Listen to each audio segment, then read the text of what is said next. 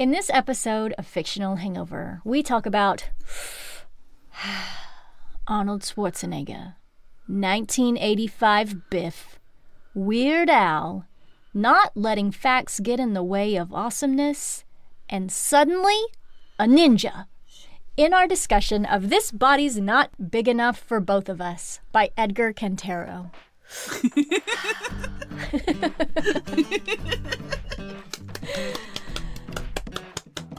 I'm already excited about it.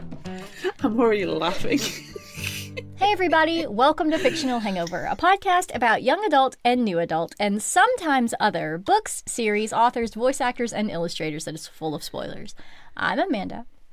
And I'm Claire, and today we're going to discuss This Body's Not Big Enough for the Both of Us by Edgar Cantero. Standard disclaimer.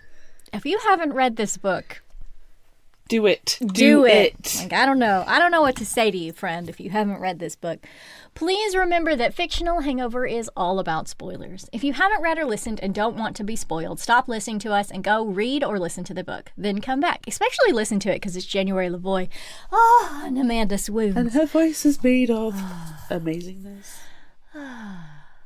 Okay, so do that and then come back. If you haven't done this but want to pretend that you have, or if you don't care about spoilers, or if you just like the show so much that you don't care about any of that, then listen up. Yay! I think I'd love to see this done as a TV series. Yeah, it would or be. A movie, it would, but I think it would be. It would be amazing. Very difficult. I mean, let's call up Emily over on Adapt Me podcast and get her to read this one. Then we can talk about it. Should we call her Emily? Emily. Yes, definitely. Which was a lovely way of saying, guess who was on Adapt Me? We were. We were. Yes, we did, and it was super fun. It's a good episode. Go check it out. Her podcast is super fun. Everyone go check out Adapt Me podcast. Yes, do it. Do it. That's like a fourth or fifth time being on. But first time with you. So yeah. We got to keep that up. Anyway, I we're not... it. Even though we love Emily and Adapt Me podcast, that's not what we're talking That's about not the today. background information. It's not the background information. No, you have proper background information. I do. I read an interview from alwaystrustinbooks.wordpress.com. And there were lots of really great things in this interview, but this was my favorite bit. Also, I spent a good deal of time on Edgar Cantero's website today, which now I've lost what it is called. It's punkahoy.blogspot.com. Ahoy. Anybody who can you get the word ahoy in. Right. I have all the respect in the world. Yes. So I spent a good deal of time on his website as well. And he's got a blog that he is still currently updating. So everyone should go and check out his website too. But this interview that I read, alwaystrustinbooks.wordpress.com, they ask, what was the most challenging part of writing about two incredibly different individuals sharing the same body? Spoiler alert, if you didn't catch on by the title of this book. This body's not big enough for the both of us. Two individuals sharing the same body. So Edgar's response is something that is near and dear to my heart. The grammar. The grammar was the most difficult part. So he says, this novel is exceptional in that he wrote it first in Spanish, didn't find a publisher, and then later translated it to English. And each language has its own restrictions to talk about Kimrian. In Spanish, a big obstacle was that adjectives and participles need to agree in gender with their subject. He, she is sitting, está sentado, está sentada, for example. And there's no gender-neutral option. In everyday language, you just use the masculine, but when referring to Kimrian, this would have implied I was only referring to Adrian, not Zoe. In the end, this kind of phrase had to be avoided altogether. In English, the problem was pronouns. Thank God for singular they. Still, we needed to make sure to introduce the pronoun at a time where there was absolutely no confusion as to who it referred to. So it was tricky. And I can see that. Yeah, I agree. And now I want think to read this probably book messed in up Spanish. in the summary. Well, I'm glad that you can read Spanish. I cannot. Yeah, this was the devil to summarize. Yeah, I can imagine. I can imagine it's very tricky, and I can imagine our next week's discussion is also going to fall into the same trap. Why did we do this to ourselves? No. Why? I don't know. We need to have some serious words with ourselves, like a little bit Adrian Zoe style. We do. Yeah, it's going to be interesting. It so is. I will blanket apology now, in case the only time I will have got a pronoun wrong is referring to Cymrian as they instead of Adrian as he or Zoe as she, because it got confusing. Yep. If I got confused over who was the dominant at the time, I went with the gender neutral they. Yes, I think that's reasonable. I felt that was the safest thing, because if they're both awake, they're both inside the same body. They're both having a conversation. They're there. Yes. This will become more apparent as you either read the book. Please read this book. Yes. It's amazing. Yes. It's not a long one. No. It will delight you. Really. Or after we finish the summary. Yes. But also, if you listen, if you read the book, listen to it, because it was narrated by our very favorite January Lavoie. We love her. It's been so long since we've had January in our ears. Yes, and she did a fantastic job with this ridiculous book, which, can we just move over to initial thoughts? I don't even know what happened. I went into this one blind, and it was amazing. I didn't go into this blind because the hubby has read this, and I didn't realise, and he pulled it off the shelf and went, there's the book. I was like, oh, brilliant, even better, I have a physical copy, love it, it's behind me. And he said, you're going to love it, you're going to absolutely. So I'm sitting there reading it, chuckling and going, what the fuck? What the fuck is this? It's fantastic. To put it in a sentence, it's a freaking wild ride. Yes, I agree with that.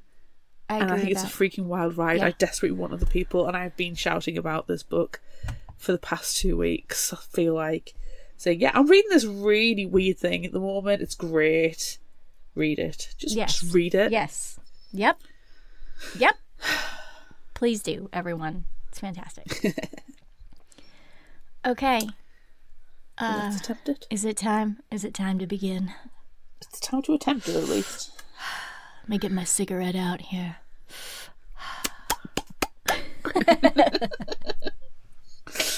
Okay. Please, everyone, excuse my directions that I'm following in sharing the beginning part of this summary. But if you read the book, you'll understand. You're welcome. It's a blazing hot summer in August, when the hourglass silhouette of a femme fatale is cast up the glass of A. Cymrian, Z. Cymrian private eyes. She knocks, waits a moment before she enters in a flurry of long skirts, flaming red hair, and wide eyes framed by freckles. Des Moines interjects, telling Cymrian to dial down the overly colourful language. Okay, where was I? The femme fatale takes in her surroundings. Someone is in the bathroom, but she can't see who. When they enter, they're featureless, like a mannequin. An implausibly accurate stripe of daylight reveals their green eye, watching her. They try to talk sexy to her. With fluid movements, they're across the room, and another implausibly accurate stripe of daylight reveals their other eye is orange-brown. Des Moines interjects again, requesting Kimrian stop recounting sexy scenarios and make with the shooting already. All right. Let's see here. Okay, blah, blah, blah. Blazing hot August, blah, blah. Gunpowder and brick dust, blah, blah, blah. Green teeth Murdoch fires his gun as Kimrian manages to slide away to safety behind the bed and catches their breath while thinking of a plan. Green teeth Murdoch shouts, "Where's my fucking money?" Des Moines stops Kimrian once more, requesting they're taken back about 5 minutes. That's exactly where Kimrian started from. Okay.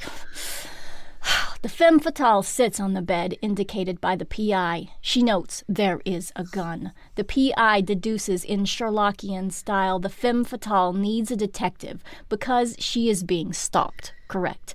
Whilst making breakfast of a blueberry Pop-Tart in a toaster, the femme explains why she thinks she is being stalked.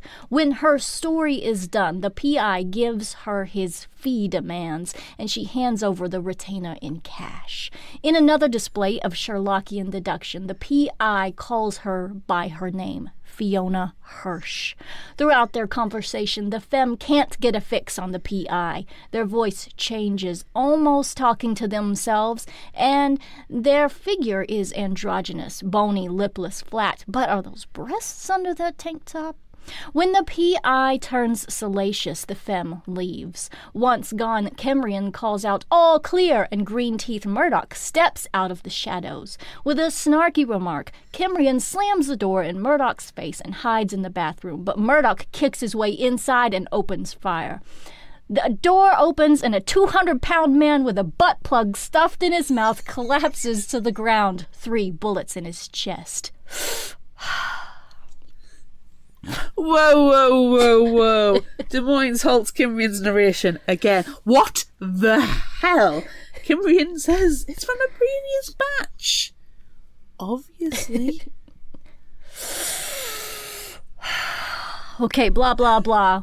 Blazing hot August, blah, blah. 2 necklace thugs, rock and gravel, sent by Mr. Murdoch, enter A. Kimrian, Z. Kimrian, private eyes. The PI is there. They've come to collect money that Mr. Murdoch feels was cheated from him. Kimrian is searching for their gun, but only finds a butt plug left by a pretty ladyboy. When Kimrian goes into the bathroom to rinse it off, Rock gets impatient and a fight ensues, resulting in the butt plug in the mouth. Gravel enters the fray and it turns into a farce as he slips and falls. With one unconscious necklace thug and the other choking on a butt plug, the femme fatale enters the story. Des Moines stops the story again, checking with Kimrian that what we just had was a flashback. Yep. Right. Okay. Skip ahead, please. All right. Blah, blah, blah. Blazing hot August. Blah, blah, blah. Femme fatale. Green Tooth Murdoch and his guns. As the unconscious thug comes to, Kimrian's burst into the bathroom, followed by a hail of gunfire. Another fight breaks out in the bathroom with Gravel, but the necklace thug is hit by friendly fire. Kimrians assess their escape routes. Dashing from the bathroom, they hide behind the bed. Gravel tries to pursue, but Kimrian has their gun and takes him out. Thankfully, the toasting blueberry Pop-Tarts distract Murdoch enough for Kimrian to shoot him in the shoulder, handcuff him, and start to choke him with the toaster cord. Rock joins in, sans mouth butt plug, but with Murdoch's Uzi. Murdoch claims Kimrian cheated at cards. Kimrian explains the hands played and shows Murdoch the card they did have secreted but never needed to use. Then they fling it at Murdoch right in the cornea. Another interruption by Des Moines. Des Moines asks Kimrian if they knew this was going to happen. Kimrian admits not. At least they didn't plan it. Possibly the other one did, though. The toaster flails, the cord catching the ceiling fan and strangling Murdoch. The lit match from a cigarette Kimrian was passing Murdoch during the explanation falls to the floor, seething spilled bourbon aflame. Rock is hit by a hail of gunfire. The dying Murdoch lets loose from his precious Uzi as he's being choked. Kimrian rides Gravel, who was propped against the bathroom window, down 3 stories as the flames find the propane tank in the kitchenette. They land on top of a police car. Kimrian rolls off and under a stationary cable car next to it, laughing maniacally.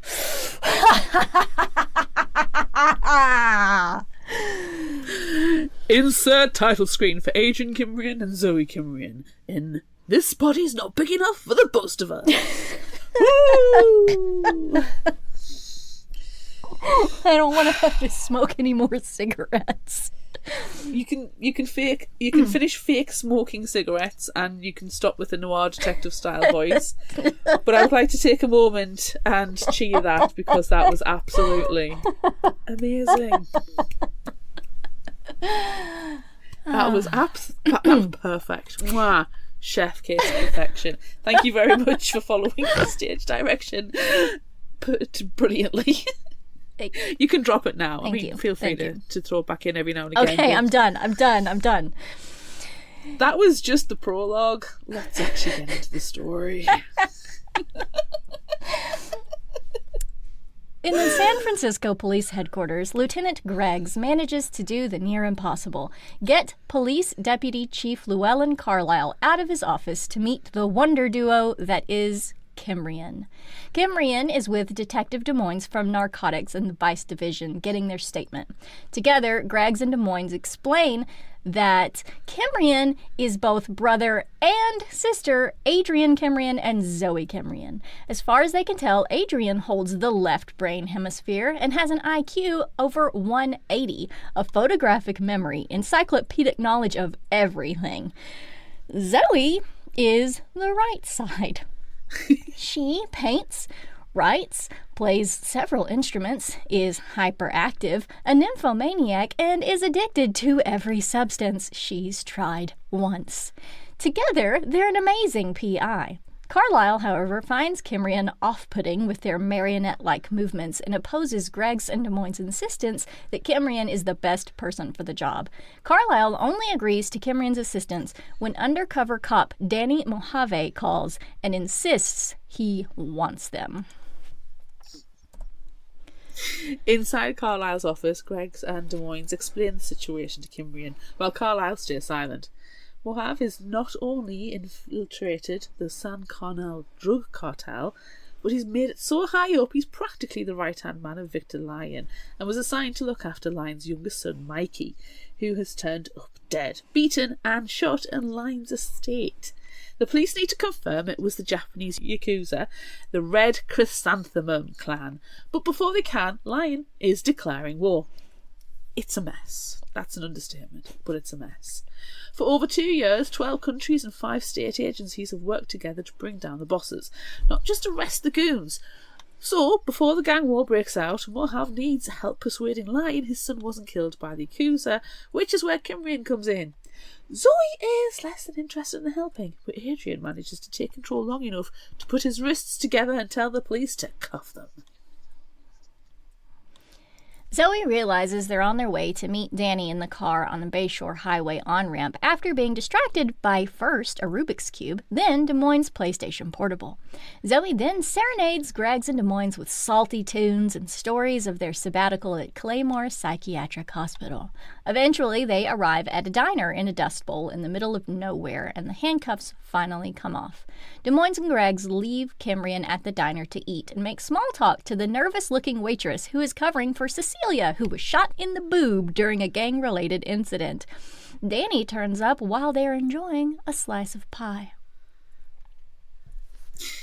In the car on the way to San Carnal, it turns out Danny is in a whole heap of shit.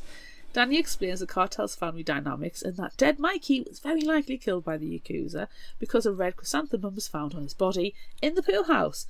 But Kimrian can't even think of the word Japan around Lyon. Despite all the cameras, guard dogs and security, someone got onto the estate while Danny took a cigarette break around midnight. The hit was in retribution for an incident at the diner that just left.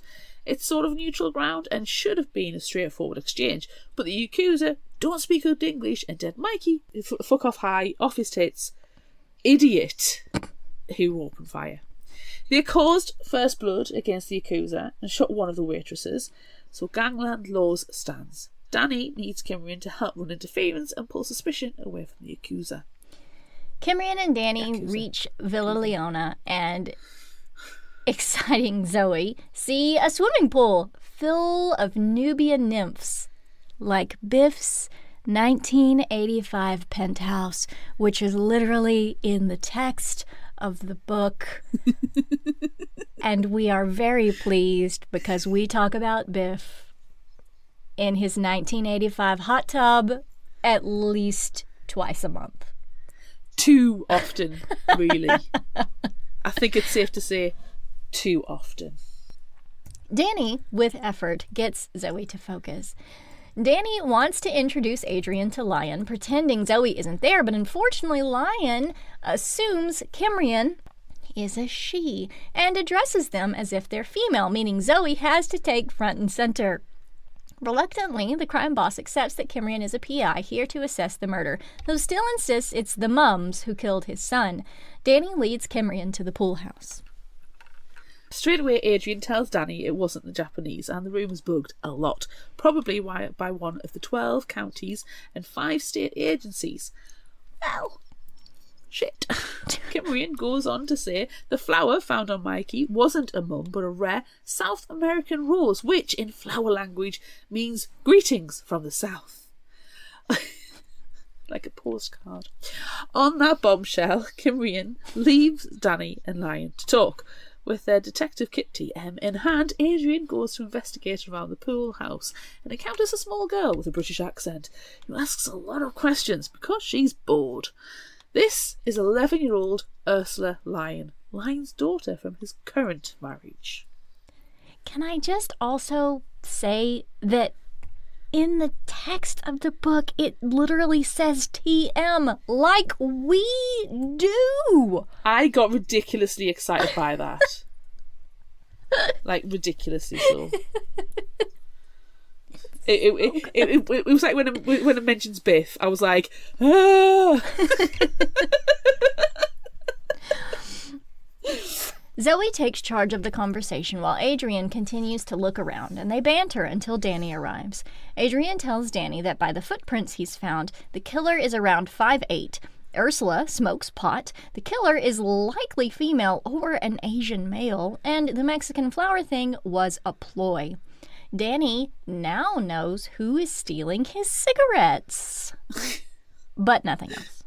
Kimrian heads to Danny's car, ready to leave as Danny goes to talk to Lion. Meanwhile, Ursula has stood there the entire time and wants to go into town or have someone's attention and company.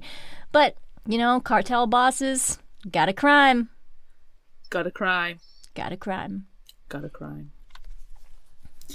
Ursula is resourceful if nothing else and hides in Danny's car, hoping to catch a lift into town so she can amuse herself for a few hours. Kimrian spots her straight away. When Danny arrives, he starts ranting and lets slip the whole plot in one sentence, including that he's an undercover cop. Well, shit. Ursula shouldn't have heard that. Ursula is a smart kid, though, and starts negotiations for her silence. Time to head to the mall. Kimrian, Danny, and Ursula head to the plastic luxury and dialed up to extra San Carnal Mall and go eat at Taco Bell. Ursula is very aware her father is a very bad man. It's difficult not to notice all the gangster activity, and it's also difficult to call the cops on your parents, especially when you don't know what's going to happen to you. After Taco Bell, they go shopping, but Ursula and Zoe are the only ones having fun. Danny has to head back to Fort Narc, but Ursula blackmails again. She might not be able to keep quiet, but she is smart and knows she can only push so far, so she asks to stay with Zoe instead of returning. Kimrian protests because they need to head back to San Francisco. Great! Ursula can come! She has books to buy and she can return by train later. Reluctantly, and insisting that Adrian drives, Danny hands over his car keys. The drive is fine if you ignore the excited chatter of an 11-year-old and a hairy moment when Zoe takes the wheel. and they head to City Lights bookstore. They have a lovely time until Greg's arrives, and it takes a little while before she spots the crime boss's daughter sitting cross-legged and surrounded by books. Greg's confirms the bug they found was FBI, and of course they're not sharing anything. Some signs are still pointing to the accuser killing Mikey, but at the same time, there are signs they didn't. Time to do some forensics! Science! Yay! Camrian and Ursula head to a place outside Oakland that looks like an abandoned lumber mill to see a lady called Gwen. Camrian calls her mom, but she's really the doctor who first diagnosed them and recognized them as two separate people in one body. While Camrian uses Gwen's lab, Gwen gives a bit of history and context about Camrian, which helps Ursula and the readers better understand the awesomeness that is Adrian and Zoe Camrian. After Adrian finishes performing science, they find out the sample they collected from the pool house scene is dead mold, sprayed with a fungicide or floor disinfectant, as it was in one of the footprints around the property. Another round of science on a sample locates a commercial-grade disinfectant. Interesting. Anywho, before leaving to take Ursula to the train station, Camrian asks Gwen for some of the psychoactive drugs that will put Zoe to sleep so Adrian has more room. When they eventually get back to their ruined quarters, and I just think about that scene again with the butt plug and the toaster. When they eventually get back to their ruined quarters, the phone rings. It's Danny. Frankie, Lyon's middle son, has been murdered, like just now, and has a red flower on his chest. The cops haven't been called yet. Adrian tells Danny not to touch anything. The scene is theirs and runs out the hole where the door used to be. Frank Lyon was killed in his office above one of the clubs he owned, Luxuria. Danny made sure to keep the crime scene clear for the Camrians' arrival, which included a couple of dead bodyguards. Camrian goes Sherlockian, again inspecting the scene, finding a bullet hole for a 9mm parabellum, a small amount of blood spatter likely belonging to the killer as one of the dead bodies came rushing in shooting, deducing there was a small scuffle before a point-blank shot to the head for Frankie. If the alarm was raised within 2 minutes of all this happening, the killer couldn't have exited the same way they came in.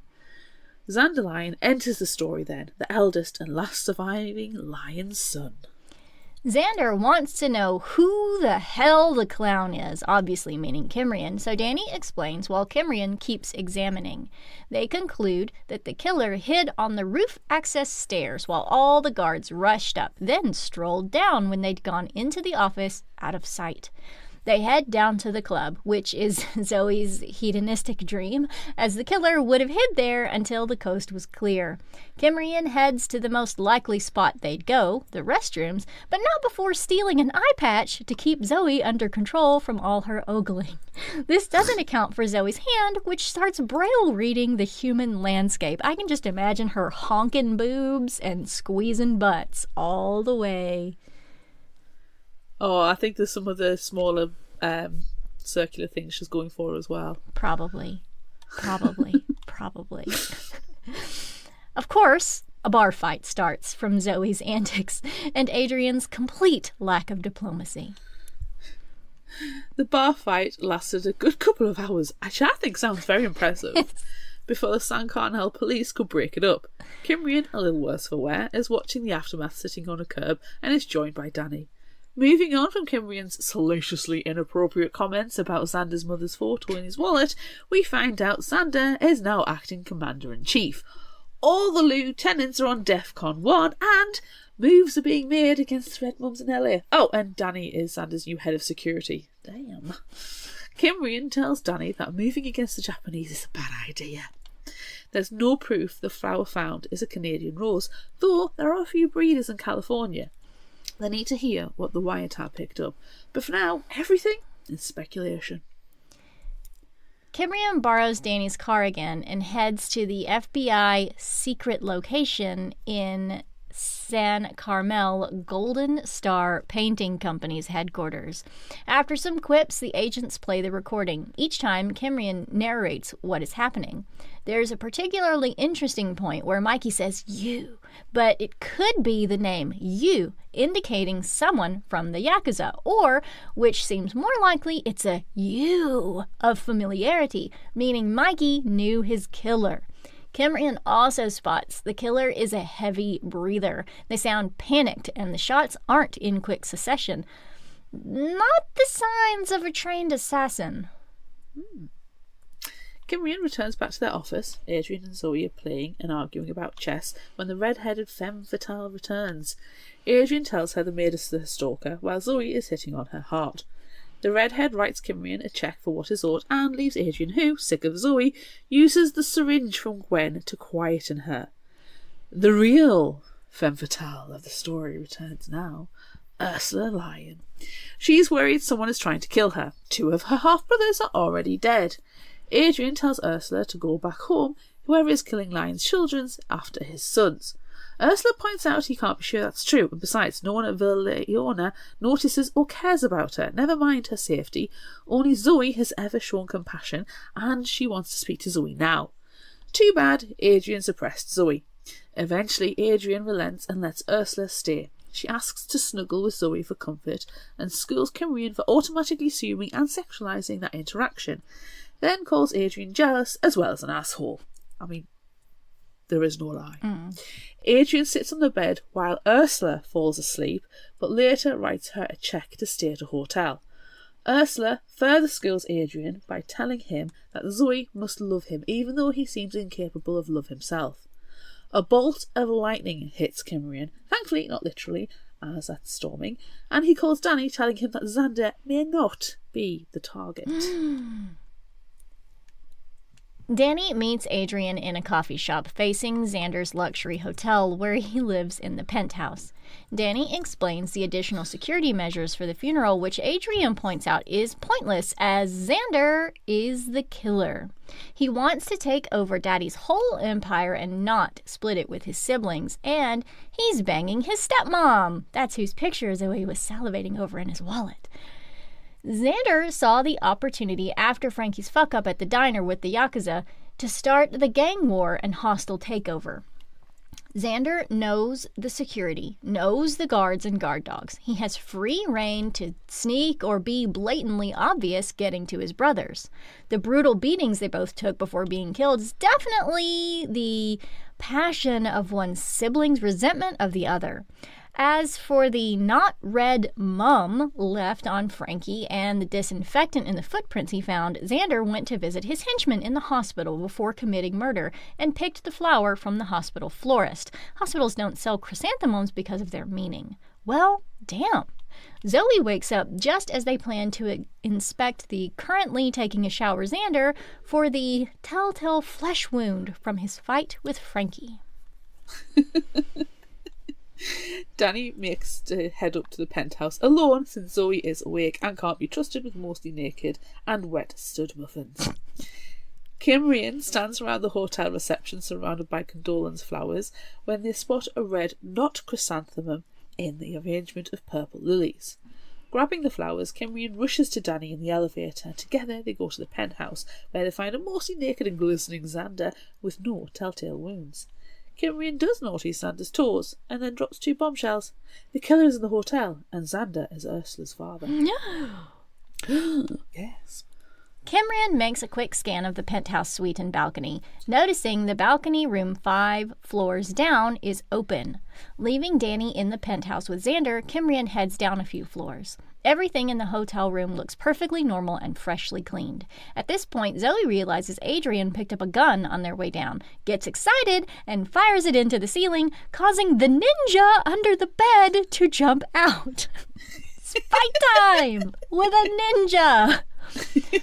Yes. Meanwhile, the penthouse is under attack by a killer in a balaclava. Xander takes 2 rounds to the chest, and one of the guards explosively loses his frontal lobe before Danny starts wrestling with the killer. Unfortunately, the killer has brought a grappling hook to the party and wraps it around Danny's throat. A few floors down, Kimrian and the ninja are still fighting, though one has upgraded their weapon to a katana and the other a rolled-up magazine. Those things are dangerous, seriously.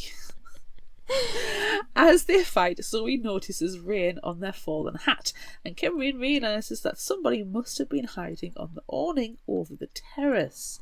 Distracting the ninja with beer from the mini-fridge, Kimrian rushes back to the penthouse where Danny is fighting to keep the grappling hook from choking him.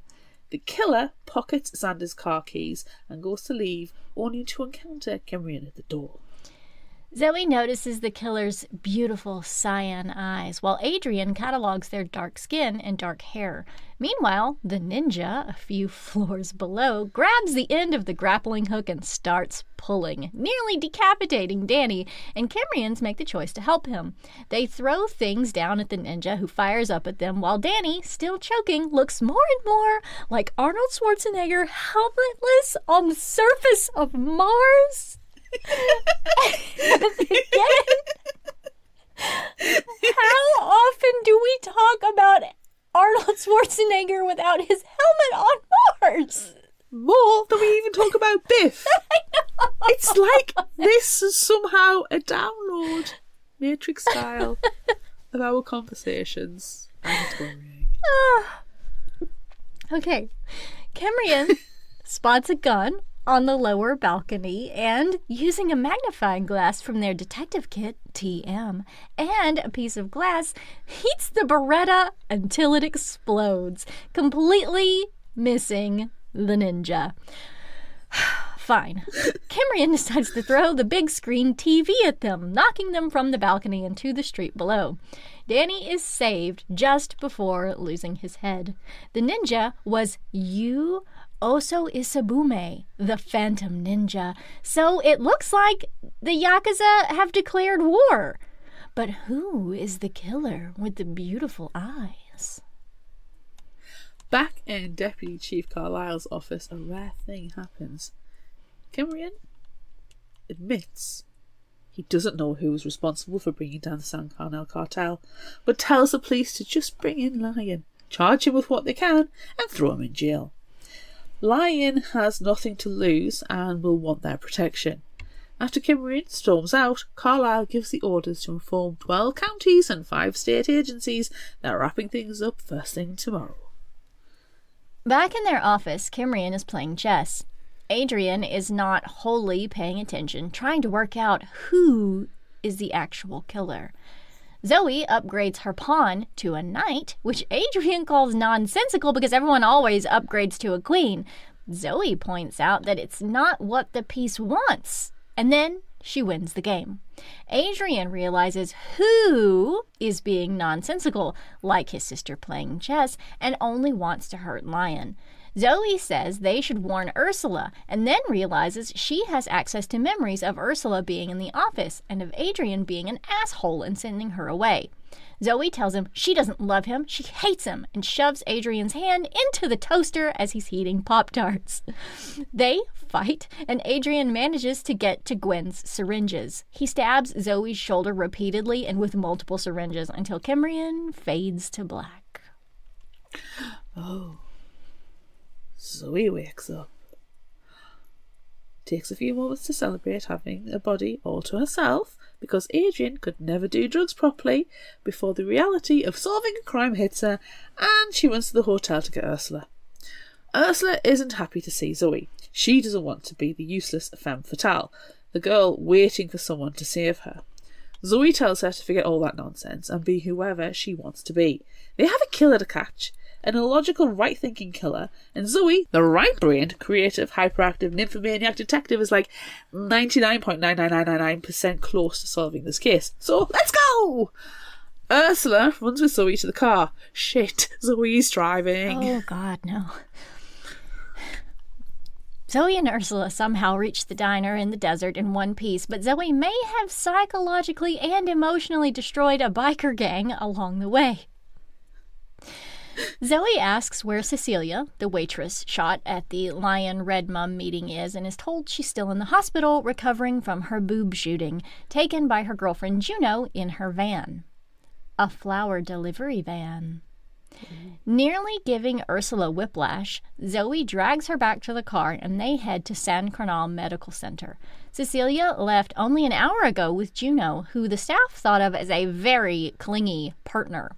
Juno never left Cecilia's side except at 3 points, which just so happened to be when the Lyon brothers were murdered. Inside the hospital room are roses. Words cannot describe the amount of roses. Just so many roses. Cecilia is the left brain to Juno's right brain.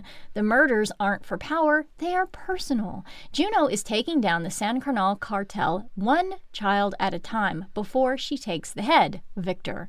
Zoe is beyond excited that she's solved the case. She did, not Adrian. As she and Ursula start to head to Villa Leona, Ursula points out Zoe is probably taking her to her death. Well, shit. That kind of logical thinking is Adrian's forte. Zoe crashes through the grounds of Villa Leona, tells Ursula to stay in the car and not become a cliche, and brings Danny up to speed about the rip-roaring rampage of revenge in the name of lesbian love. She also tells Danny to move Lion from the main house to the pool house because Juno now has a tank, thanks to Xander. And look, who's coming over the horizon? Ta-da! Right now, Danny rushes off and Zoe watches the carnage, including the Russian rocket launcher and wave of goons taken out by a petite native Alaskan with beautiful eyes. Zoe tries to compliment Juno, but Juno is single-minded in her revenge and knocks Zoe down. In the pool house, Danny watches Juno crash through the wall in Xander's tank of a car. She pops out of the car and there is a standoff. Lion demands to know who the hell Juno is and why the hell she's going on a rip-roaring rampage of revenge. Juno explains, and while doing so, Zoe enters. She tells Juno that Lion is going to be arrested, but Danny is a nice guy and a cop. This knowledge pisses Lion off, and Danny gets ready to be killed. Everything goes quiet, but the silence is broken when Juno shoots Lion to hurt, not to kill, and shoots Danny in the leg. While Zoe tells the FBI who have the room bug to stop having sex and get over there, Juno takes Danny as insurance. As the pool house empties, Lion tries to shoot himself, but Zoe left him with an empty gun. Zoe in Danny's car and with Ursula in the back seat chases after Juno and Danny. She gets Ursula to call Danny and over speakerphone tells Juno she missed one of Lion's offspring. Well, technically Ursula is Xander's, but regardless, she is a full-blown lion. This is news to both Juno and Ursula. Zoe then offers to trade hostages. Juno agrees. Rather than getting out, they play chicken and no one comes out unscathed. Juno, very much worse for wear, opens the back seat of Danny's car to find Ursula. Juno turns and leaves on foot to the diner. Adrian wakes up in the hospital, bandaged and hooked up to machines. Inside their head, he asks, Zoe? She's still there. Someone has to kick his ass at chess. Danny comes hobbling into Kimrian's room and they are glad to see each other. A little while later, Gwen comes in wearing her lab coat. Ursula is fine. She's been discharged. Victor Lyon is singing like a canary and there are promotions all around. Juno and Cecilia have disappeared. It looks like they stole a car and are headed to Mexico. There are questions about Kimrian's involvement, helping Juno escape, reckless endangerment of a minor, and their expired PI license, with the higher-ups calling for Kimrian to enter psychological evaluation. Kimrian does not want this. They only got out a week ago, and it's only been a mildly bumpy week. Kimrian tries to stand to leave, but they collapse.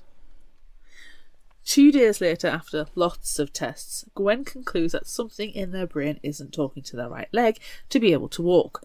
The right leg is Adrian's. Zoe whispers, I'm sorry. But that's all they say for days. Ursula comes to visit, but Adrian throws her out and makes her cry, refusing to let her speak to Zoe.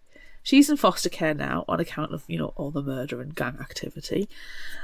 A bouquet of flowers is delivered after Adrian has finished being a jackass, a dozen red roses. The card reads to ZK with the message, "Well played," and a picture of Juno with a redhead in Mexico. Zoe wiggles the toes on their right leg as they read. Adrian is astounded because he can't do it. It looks like Adrian isn't in control of that leg anymore. Apparently, he gave himself brain damage when he tried to overdose Zoe. Zoe promises to take care of the leg like it's her own, and we all love that threat. On crutches, Kimrian makes a break for freedom, disconnecting the equipment on another patient to distract the medical staff enough for them to limp into the women's bathroom. As they're climbing out the window, Ursula comes out of a stall. She begs to go with them. She doesn't want to go into foster care and wants them to keep their promise to take care of her. Zoe says this is taking care of her, that Ursula isn't subject to some male writer's bullshit. They will be in each other's lives again. Ursula cries, but seems to understand. She distracts Zoe so she can apologize to Adrian and then gives them a hug. With their goodbyes for now given, Kimrian escapes the hospital, grabs a disguise waist up from an ambulance, and climbs into the driver's seat. A paramedic climbs into the passenger seat and tells them that they have a motorcycle crash they have to get to. Kimrian floors the gas. Credits roll. Credits roll. Oh my god, this book is crazy. Yes. Crazy. Hard agree. Yeah. All right. Everyone listen to this promo from another show. Probably should be Adapt Me. Probably should. That would be appropriate. It would be. It would be. Especially given all of the, movie references as well. Yes, definitely. All right, listen to this promo, then come back. Have you ever read a book and thought, wow, I would love to see this on the screen? Well, the Adapt Me podcast is for you. Hi, I'm Emily Malik, host of the Adapt Me podcast, and with a guest every episode, we take a look at books that have never been adapted, why that's so, and how we would go about translating it to a different medium. We talk about any novel from the serious to the downright silly, as long as it hasn't had an adaptation. So come and take a listen to the Adapt Me podcast on wherever you get your podcasts. We're back. Yay! Back! We're back. It's almost like we didn't leave at all. Oh, I feel like space-time just is meaningless. Yes. Anywho. What the hell was this book apart from awesome? Yeah, I don't even know. I feel like it's something that we wrote. I can't imagine anyone else referencing Arnold Schwarzenegger, 1985 Biff, and another reference that we did not mention in the summary, Weird Al? Like, what is going on? TM. TM. What is going on? I think Edgar Cantero is a super secret Fictional Hangover listener, even though I think the book was written before Yes. Fictional Hangover was a thing. Yes. But that doesn't matter because we've already established that time and space are wacky jalali. Yes, definitely. It's insane. It's crazy. I remember I finished it. I started it before you did, and you finished it like an hour before me. And I did not want to tell you at all what this book was what was going on. I just knew you were going to enjoy it. Yes. Yes, because it's ludicrous. Yeah. It's absolute batshit loco. Do you know what vibes I was getting from? What? And when I finished it, this is what I said to the hubby. This is amazing. This is Jackson Ford on drugs. Yeah, I could see that. Yeah, 100%. Yeah, if Jackson, if the Frost Files were two people in one body, Yes. and a lot more illegal substances, Yes. in the film noir style. Yes. So just even the first, the prologue. Mm-hmm. Just reading that, and I'm not going to tell you how many hours it took me just to do that bit in the summary, because it is bad. We have skimmed the absolute surface in terms of what goes on in this book. Yes. Please, I cannot. I'm literally begging people to read this book. And I finished it, and I was like, she's gonna fucking love it. She's gonna absolutely fucking love it. Yes. Because I remember saying, can we please do The Girl Who Can Move Shit with Her Mind? And you were like, oh, it's an adult book, we don't usually do it, it's Fictional Hangovers, why? Yeah. I was like, but I'm new, so I get to pick one. And I picked it, and you were like, Claire, it's the greatest thing. Because it downloads your sarcasm. Yes. And it's everything we freaking love. It's sarcastic, it's stupid, it's ridiculous, it's pop culture references. Yes. It's crazy narration. Yes. Whacked out action. Yes. You know, when it's not somebody being horribly murdered, or something like, you know, cinnamon roll, a cute graphic novel. Yes. Or witchy. It's perfect. It's perfect. 5 stars, no notes. Definitely. I don't even know how to talk about how much I enjoyed this book. But I would like to say that I appreciate how many times someone's hand was shoved in a toaster. Oh my god, it was ridiculous. It was absolutely bonkers how many times. Funny. Like, oh god, the hands in the toaster again. Oh. Stop putting your hand in the toaster. Stop it's dangerous. Oh. Crazy. It's so good. It's just completely fucking bonkers, and I love every single moment of it. Yes. And then for it to be narrated by January Lavoie, like, that just takes it over the top. I didn't even realise January Lavoie was the audiobook narrator until I started listening to it. And when I heard that, I was like, oh, it was like So peace in my ears. So and then good. the craziness started, and I was like, yes, So this is everything. It's just... This is everything. It is. But, okay, so who do you like better, Zoe or Adrian? This is not favourite character, but Yeah. who do you like better as a detective, Zoe or Adrian? I think I'm going to shock everyone here when I say that I like Adrian more than I like Zoe. As a detective? Yes. Yeah. He's an absolute arsehole, isn't he? Yes, he is. But he gets the job done without honking a boob along the way. Or a testicle. Yes. Just one testicle, though. Just one testicle, a singular testicle. Yeah. I don't know if it's under or around. It's impossible to say. Both. Both. At the same time.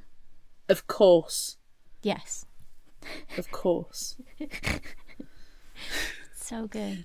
No, I did like Adrian was basically Sherlock Holmes in Yes. terms of being a PI. Yes. But he was an absolute arsehole. Like the way he treated Ursula and the way he instantly... The scene, which we glossed over quite a bit, because it does go on for a bit, when Ursula goes to the A. Kimrian and Z. Kimrian Private Eye's office for help, and he basically kicks her out.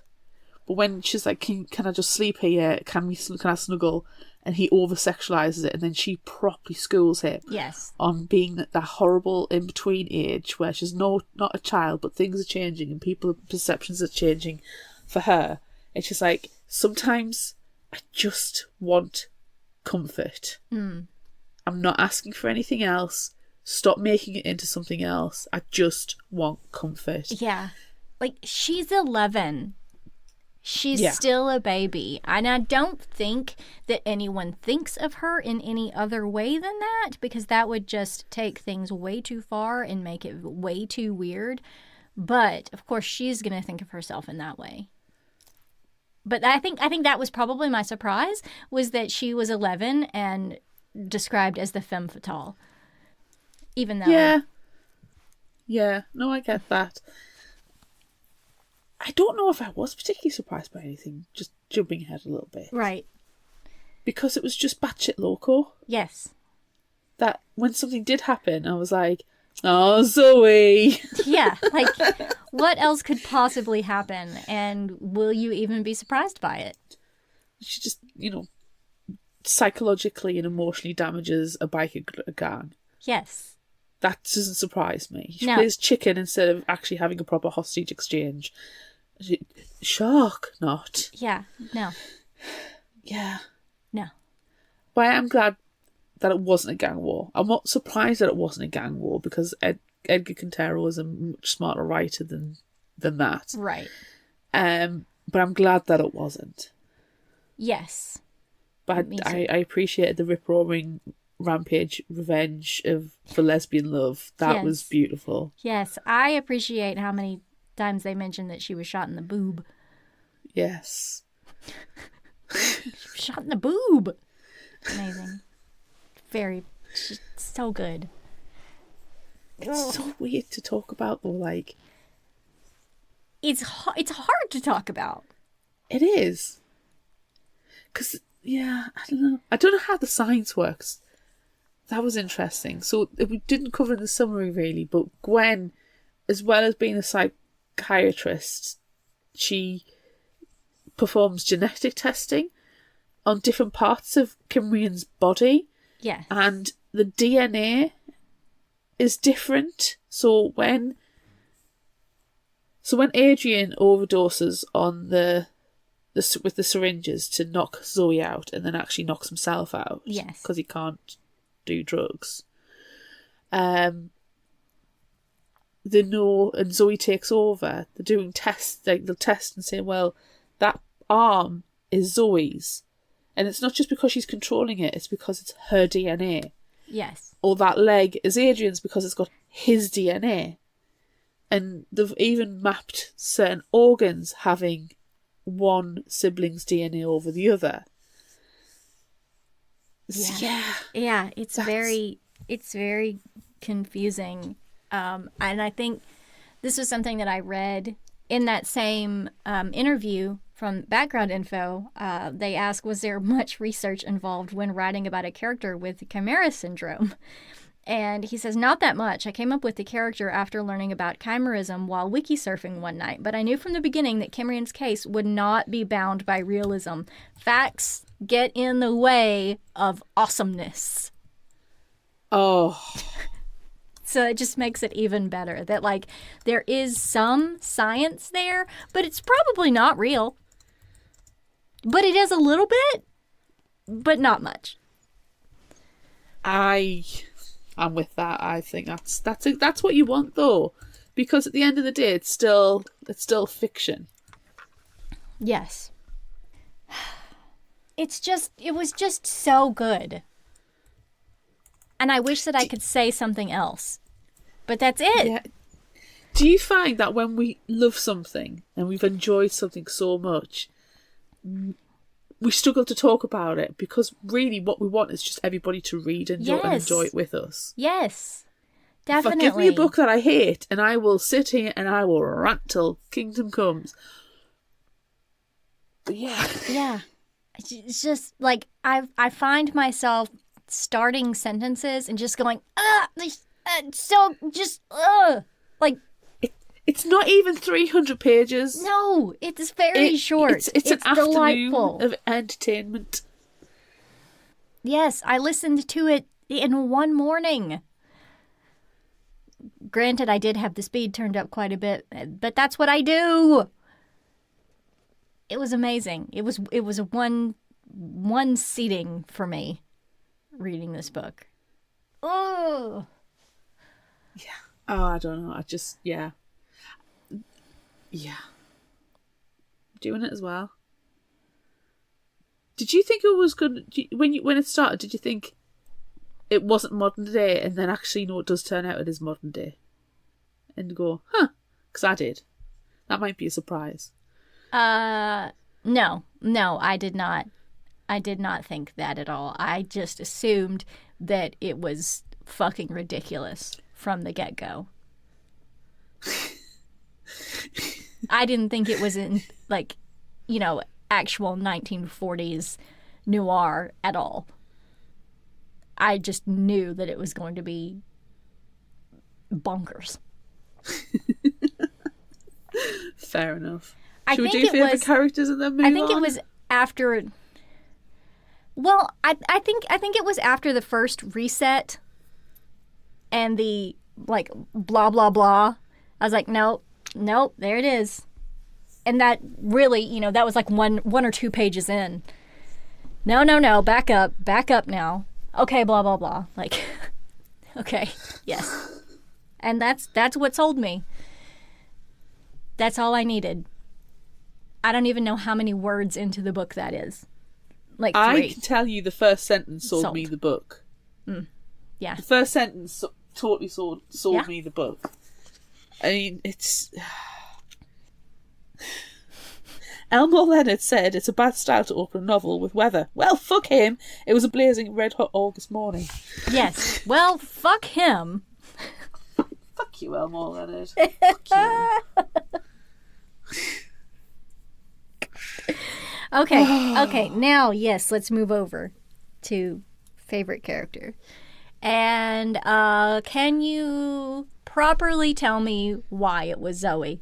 Or was it just Zoe because it was Zoe? Zoe was number 1, but actually I really enjoyed Ursula as well, because a sassy 11-year-old British person who's not afraid to put an asshole in the place and go down go and blackmail people. Mm-hmm. Blackmailing to go to the mall and to go to the bookstore. Yes, if you're going to blackmail somebody to go to a bookshop, my kind of person. Yes, definitely.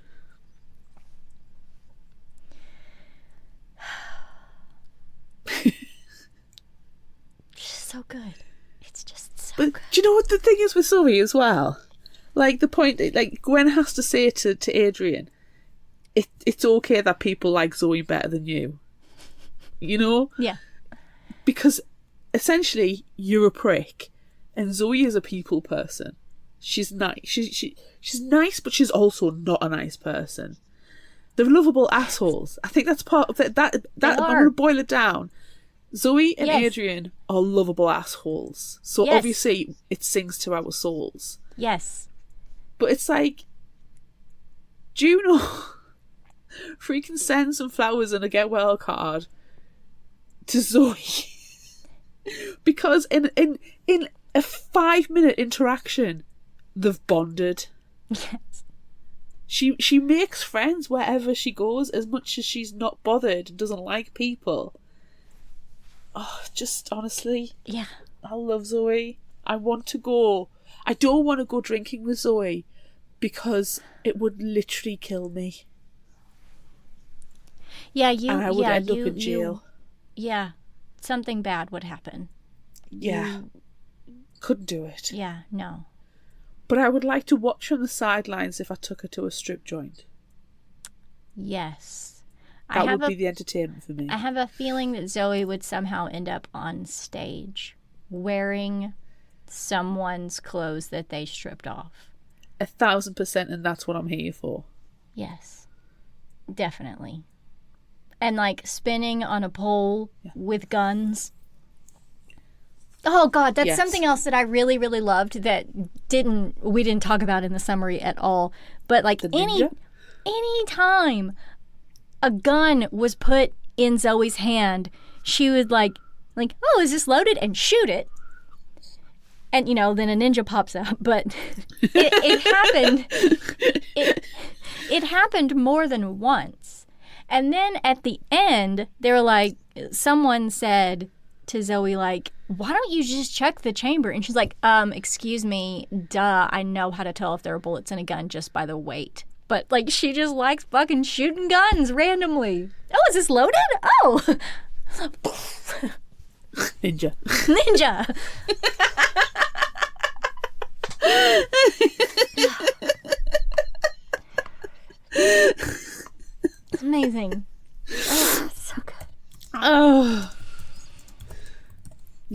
Oh, yeah. Yeah. Ugh.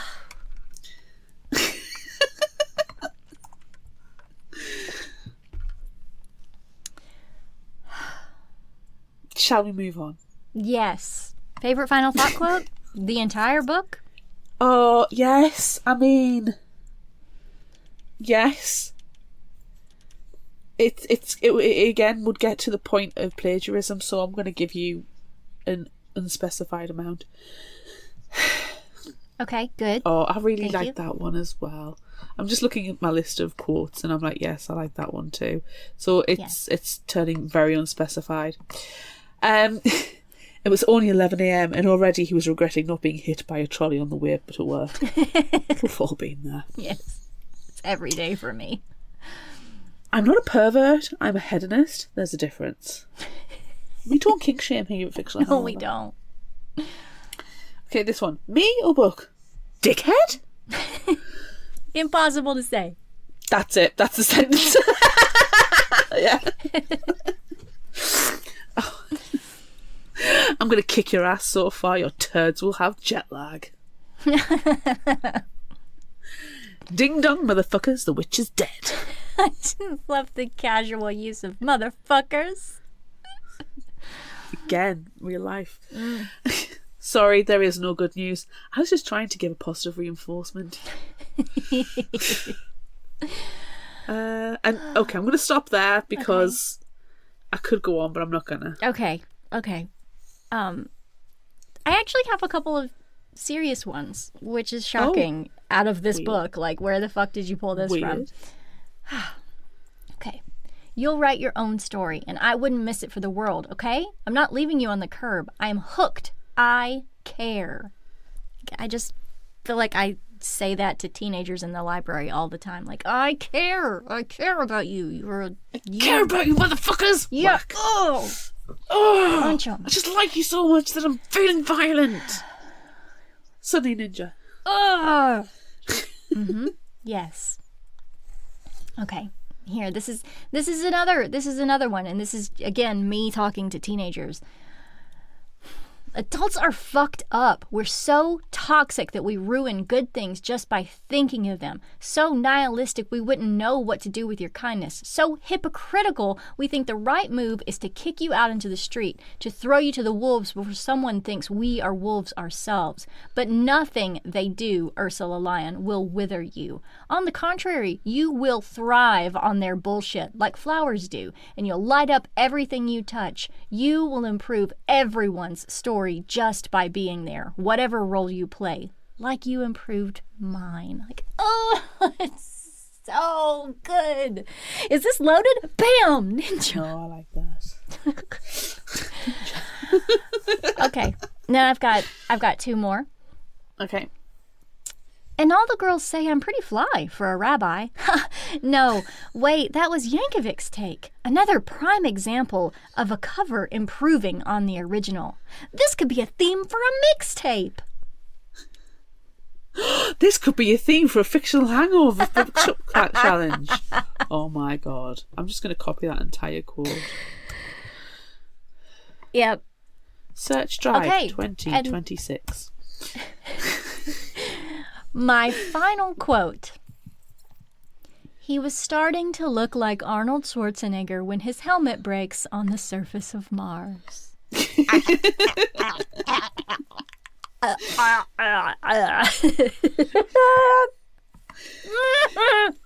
love this book so much.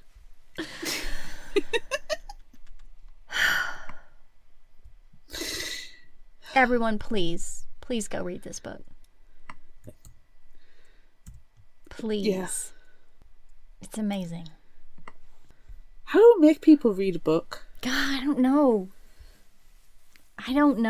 Just lock them in a room.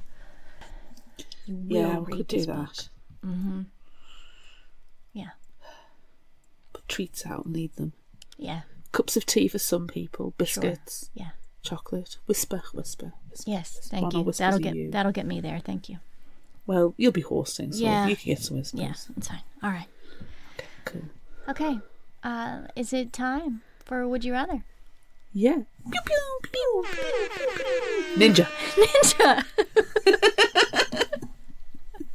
We asked on social media. Wow, you know what? It was really difficult to have a would you rather that would be appropriate for social media on here. Without it literally just being, would you rather be a PI or an undercover cop? Because everything else was either batshit fucking loco.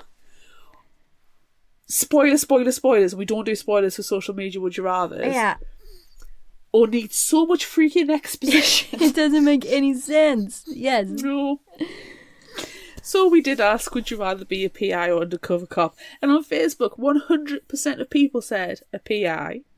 On Instagram, 56% said PI. And on YouTube, because YouTube do polls, 60% said PI.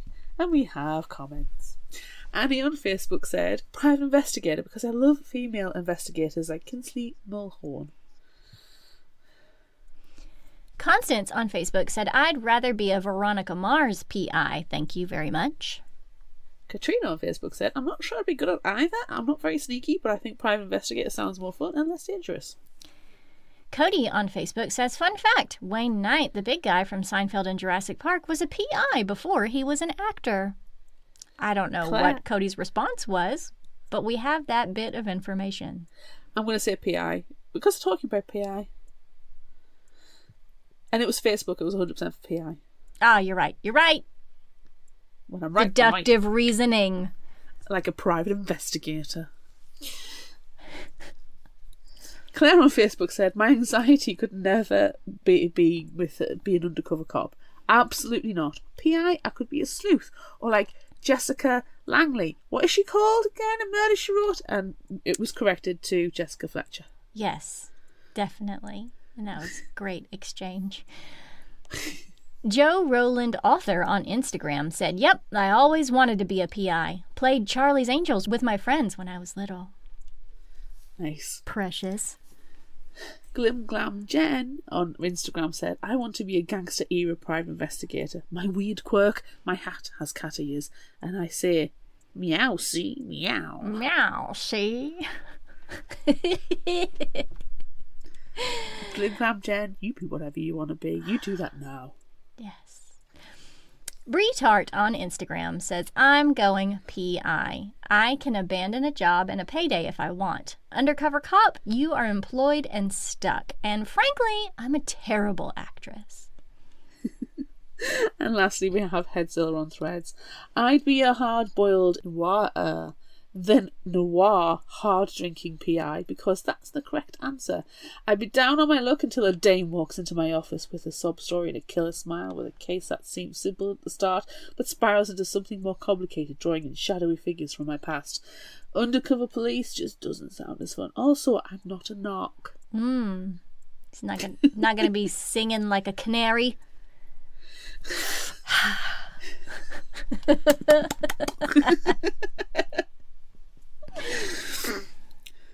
I mean, it's going to have to be a detective PI, isn't it? So we can, say the dame walked into the Yes, joints. definitely. Also, She had a look in her eye and a crook in her step. I really appreciate the images chosen to represent this question on social media. It was Dick Tracy or Adrian Pimento from Brooklyn Nine-Nine. Like, who wants to be Adrian Pimento? Who is the only person I could come think of who was an undercover cop? Yeah, I feel like Adrian Pimento would be best friends with Kimrian. Hell yes. Not Adrian though, Zoe. They would lead each other down some bad alleyways. I think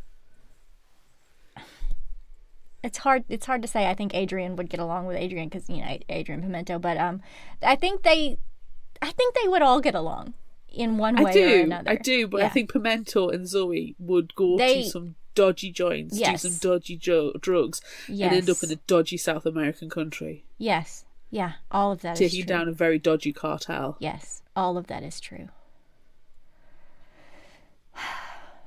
But yeah, I don't want to be Pimento. No, not at all. No, so I got to You be could Dick any kind of Tracy. undercover cop that you want to be. Right. But you've got to answer, you know, I mean, Colin asks a good question. Are you a narc? No, definitely not. Definitely not. So, yeah, I have to be a private investigator. That's a thing in our house. You know how movie quotes always end up in our in everyday lexicon? Yes. In our house, it's, are you a narc? And it's from the Trolls movie, the last Trolls movie, which I haven't actually seen. I've only ever seen the trailer for it when we went to the cinema. And one of the trolls, in a very aggressive voice, comes up to somebody and goes, "Are you a narc?" I got a question for you. Are you a narc? So ever since then, we are always going, "Are you a narc?" It's amazing. It's like Arnold Schwarzenegger, Biff just worm our way every day.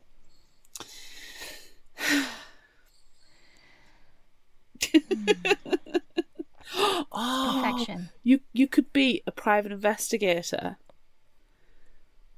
but Who Framed Roger Rabbit style. I almost brought that up just a moment ago, and I was going to suggest instead. Why did I not? Why? Claire? Because Dick Tracy is like who everyone immediately thinks of. True. But Roger Rabbit would have been an amazing choice. Do you know, I'm upset with Google as well, because not only is it very misogynistic when you use Google Doc, it instantly wants to put everything in the masculine, and for some reason always wants to tell you after you've used a name 17 times, oh no, it's spelt wrong, but just on the 18th time. Right? It's so weird. It's so weird. But I'll think of a character, or, you know, I like to use movie and TV references because people definitely. get there. Yeah. And I'll think of thingy from Brooklyn Nine-Nine. And because I'm terrible at remembering the names. Mm-hmm. So I'll Google it, get the name, and then I'll go, okay, so who else? Google TV undercover cop or TV private investigator, or, you know, and not once did any of the Google searches I do bring up Who Framed Roger Rabbit. Because if it come up, it would have been That's a shame. instant. I am fuming. That's a shame. This is me being fuming, but not having much energy to do so. Right. Yeah. Anywho. Okay. Would you rather be right-brained or left-brained?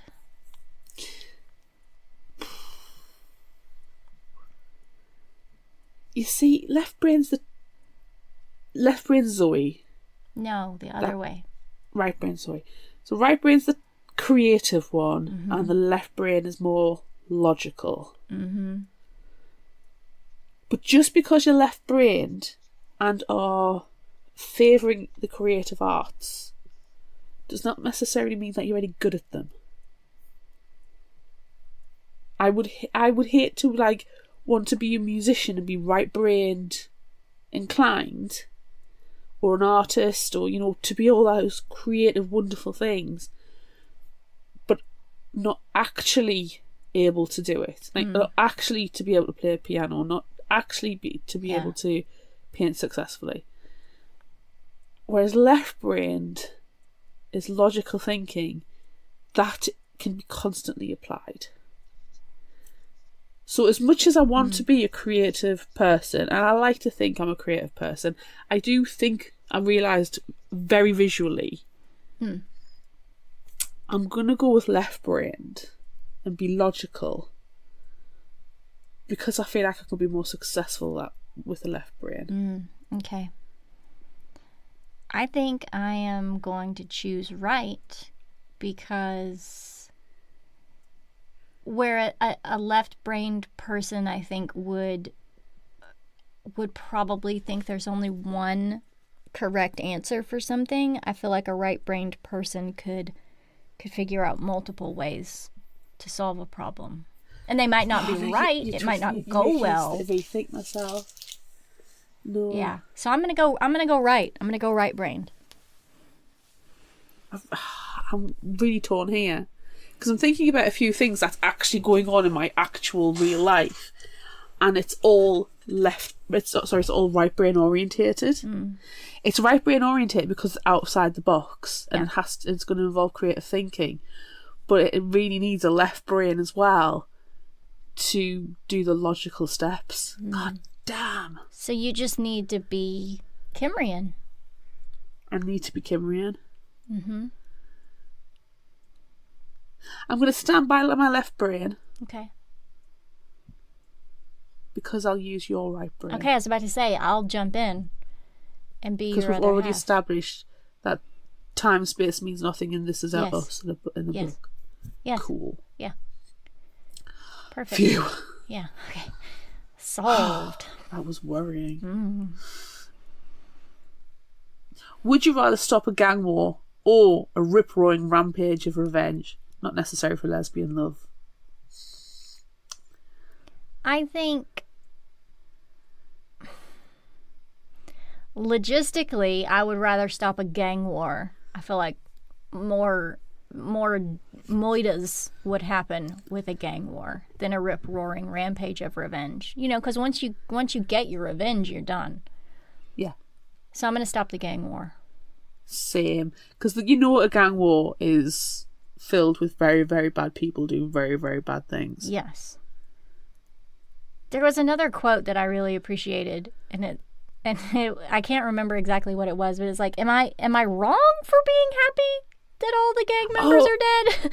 I think I had it on my giant list of semi-plagiarism. Yes. Is it wrong? Heartbroken though I am for the futility of your efforts, am I the only one who's kind of okay with the drug cartel being annihilated? Yes. Yeah. No, I agree. Yeah. Yeah. Let's take... plus, how cool would it be to stop a gang war? It would be amazing. I mean, you'd probably have people after you for the rest of your life. But, you know... But I've just taken down a gang, I'll take you down too. It's true. Okay. Would you rather swim in the sex worker swimming pool or crawl along the floor of a strip club? I'm taking the sex worker swimming pool. I think so too. Because at least there's, chlorine. Yeah. Yep, I agree. Thank you, water pumps. Yeah, and you probably can't necessarily see what you're swimming through, but if you're crawling along the floor of the strip club, I mean, No, ew. yeah, The stickiness. What is that? You know that swimming pool water filter is working yeah, hard. yeah, It's you're getting your money's worth out of it. yeah.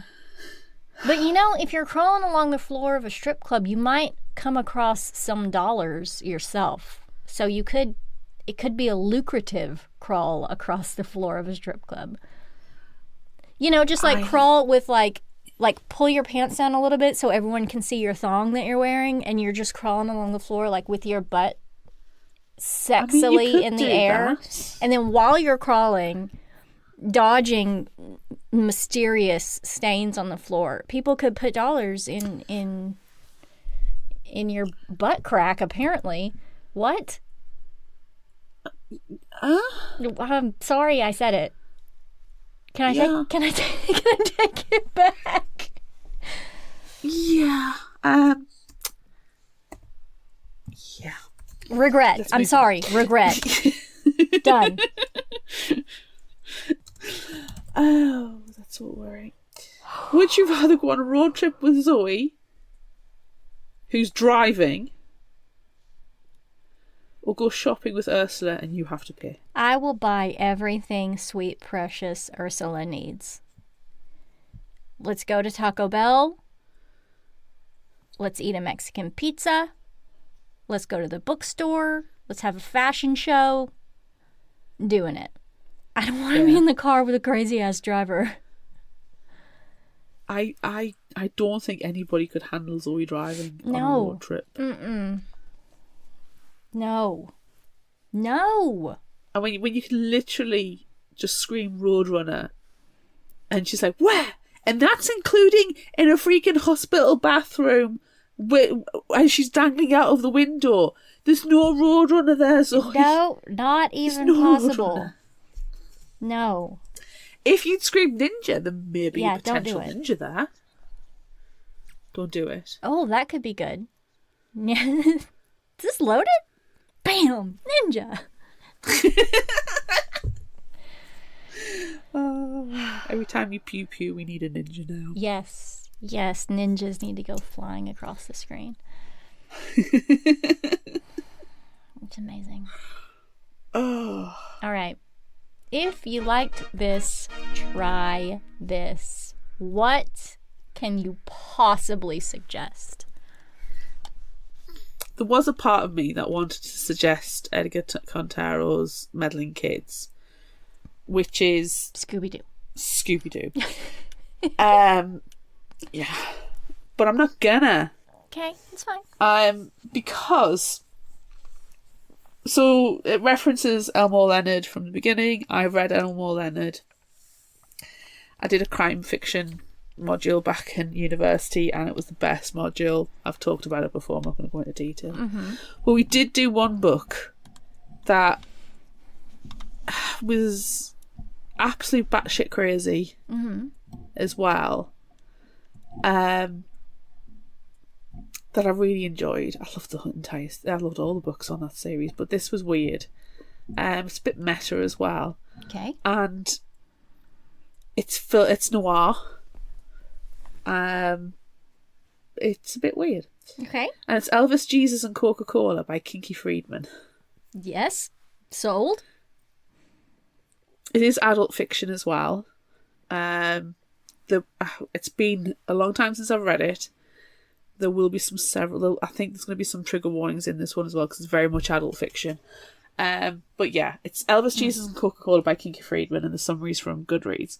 Kinky Friedman, the prodigal poet of country music, the novelist Chicago Tribune called a hip hybrid of Groucho Marx and Sam Spade, the author/musician and all-round bad old boy who single-handedly aims to put the pop back into your popular fiction, has written a tale of murder, mayhem and mental hospital slippers that is guaranteed to not only please the legion of fans who love his music, but is sure to delight readers far and wide. If you want to meet great characters, ponder the mysteries of life and death, and have an outrageously good time, then Elvis, Jesus and Coca-Cola is just what you need. When legendary tough guy actor Tom Baker dies, Kinky Friedman, who knew Baker probably better than anyone, suspects foul play. Bolstering his suspicion is the fact that a documentary Baker had been making on Elvis impersonators has disappeared, along with the only person who has actually seen the film, Baker's assistant, Legs. In the course of searching for the missing Elvis movie, Kinky explores his own deep dark past, namely his simultaneous affairs with two women named Judy, Uptown Judy and Downtown Judy, both vixens of a fairly high order, if fuzzy memory serves him right. Prompting this review of ancient history is a sudden reappearance of Downtown Judy ready to resume their relationship, and the sudden and mysterious disappearance of Uptown Judy. That these two plots come together and that Elvis film is found is to be expected. Nothing else in this novel, however, deals with anything remotely expected. Friedman's voice is feisty, sassy, irreverent, blistering, provoking, enchanting, mesmerising, and incredibly entertaining. In fact, Elvis, Jesus and Coca-Cola is much more than another Kinky Friedman mystery, itself a cause of joy. It is entertainment of the highest order. I think it is like book 6 or something in the Kinky Friedman series. I remember it being batshit loco and really, really fun. And when I finished this body, I kind of think, I thought two things. Jackson Ford would fucking love this book. Because in another life he would have written it. Mm-hmm. And secondly, this reminds me of Kinky Friedman's. I've got those vibes, so I've got those feelings again. It's the book that taught me what the colour of a bandana and the positioning on a person means in gay culture. Ah, okay. I'm glad that you know that. Well, I remember a couple of them, but not very well, and I probably remembered them wrong. It was a while since I've read it. Anywho, you give me yours. Okay. I am going to suggest one that I read a while ago. And it was so long ago, in fact, that I didn't know that there are 2 more that have been released. So I need to go and visit those. I love the fact that we're both of us going into our archive. Yes. Yeah. Okay. So I am going to suggest Futuristic Violence and Fancy Suits by David Wong and Jason Parkin. And if you don't just immediately click with that title. I love it already. Nightmarish villains with superhuman enhancements. An all-seeing social network that tracks your every move. Mysterious, smooth-talking power players who lurk behind the scenes. A young woman from the trailer park and her very smelly cat. Together, they will decide the future of mankind. Get ready for a world in which anyone can have the powers of a god or the fame of a pop star, in which human achievement soars to new heights while its depravity plunges to the blackest depths. A world in which at least one cat smells like a seafood shop's dumpster on a hot summer day. This is the world in which Zoe Ash finds herself navigating a futuristic city in which one can find elements of the fantastic, nightmarish, and ridiculous on any street corner. Her only trusted advisor is the aforementioned cat, but even in the future, cats cannot give advice. At least not any that you'd want to follow. Will Zoe figure it all out in time? Or maybe the better question is, will you? After all, the future is coming sooner than you think. This is another one that's really just cool. completely bonkers. Why in my head am I thinking we need to do a feline book thing next year? I don't know. Maybe we do. I'll put on our ideas list. We're always after them. Yes. Do we have... Is there any... There is nothing. I'm telling you right now, there is nothing that's so batshit local that is perfect for New Indie Spotlight. But if you can prove me wrong... I can get close. Ooh. I can get close. The challenge has been accepted. Right. Probably not as extremely bonkers, but still similar. Similar vibe. Okay, so I found this book called The Locked Ward by Sarah Pekkanen, and this comes out August 5th, 2025, so in a few months. It was the crime of the decade. Pathological sibling rivalry. # tenuous link. Bitter, all-consuming envy. Whatever the cause, and everyone has an opinion, it led Georgia Cartwright, who was adopted as a newborn, to kill the younger biological daughter of her wealthy, socially prominent family. Georgia is being kept at an institution where the most violent offenders are held while she waits to see if she is ruled not guilty by reason of insanity.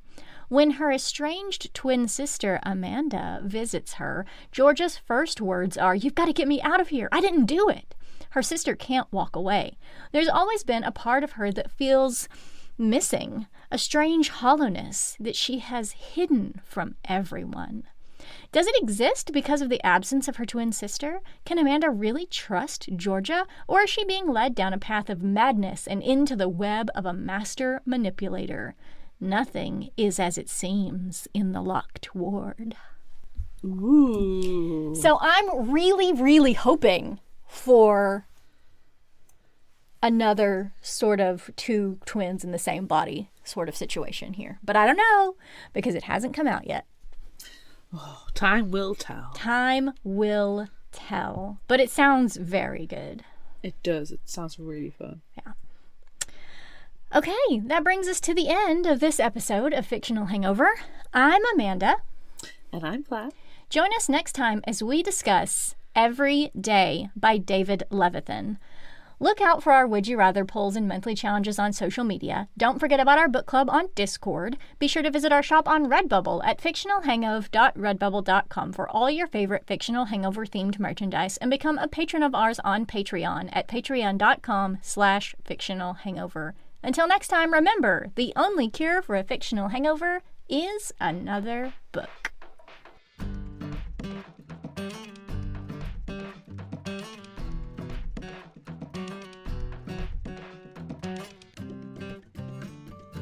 you can find us at fictionalhangover.com and follow us on all social media at Fictional Hangover.